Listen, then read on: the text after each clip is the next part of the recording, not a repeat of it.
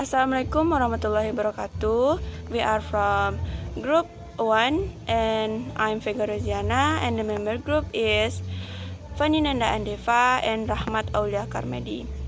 Okay, this video I wanna talk about material word Englishes, intercultural communication and requisite competence. Okay, first, what is word Englishes? The term word Englishes refers to the difference in the English language that emerge as it used various contexts across to the world. Word Englishes identify the varieties of Englishes used is different sociolinguistic context analyzing and their history, background, function, and influence. This includes American English, British English, Australian English, Canada English, and Indian English. Okay, the next material is who used the concept. The terms word Englishes was introduced by Brett B.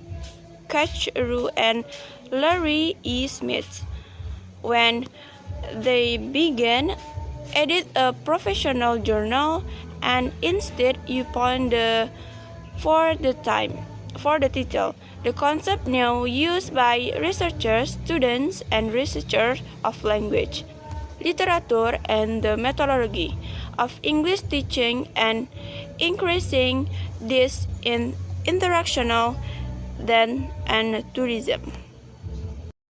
Okay, I'm FANY, NANDA, ANDEFA. I want to explain material about intercultural communication.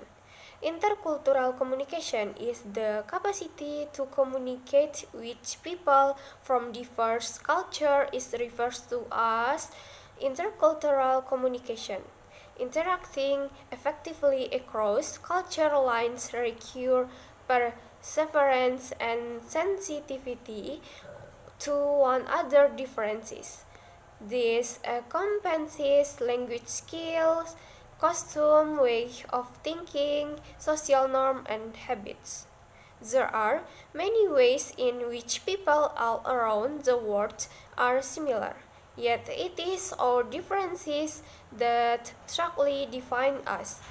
To simply, communication is exchange of ideas and information between individuals by any means, verbal or otherwise, sharing knowledge with others requires familiarity with social norms, body language, and etiquette. Okay, next, intercultural communication example. There are several paths to intercultural communication competence, from language skill to knowledge of social practices and culture norms. These capabilities are constantly used throughout organization and in all forms of communication.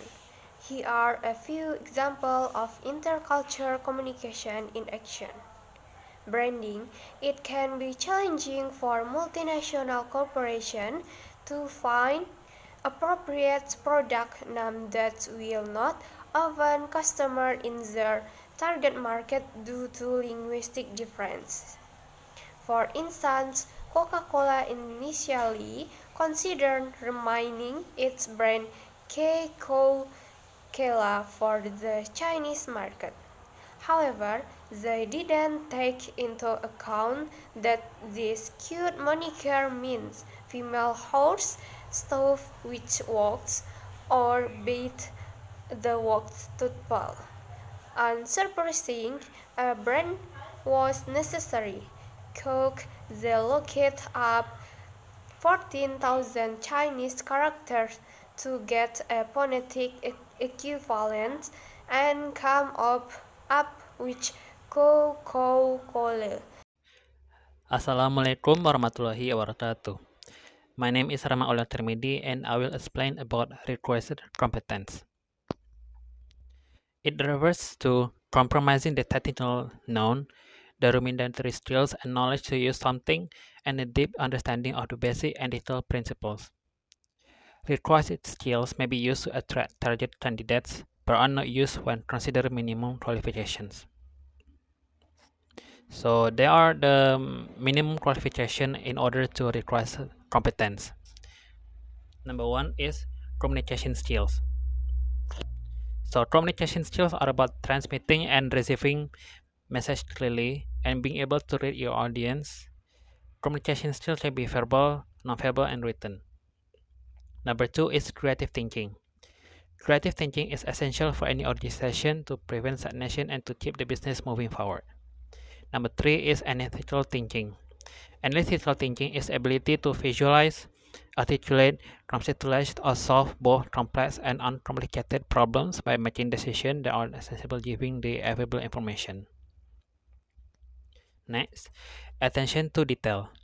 Attention to detail achieved through earnestness and accuracy when accomplishing a task through transfer for all the areas involved.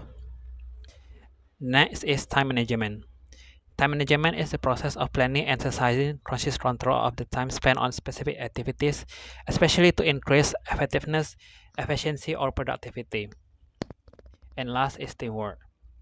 Teamwork is often a crucial part of the project or the business, as it is often necessary for colleagues to work well together, trying their best in any circumstances.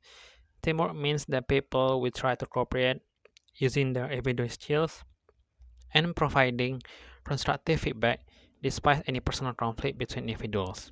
This is the end of presentation from Group 1 CCU. Thank you very much for your attention. Assalamualaikum warahmatullahi wabarakatuh.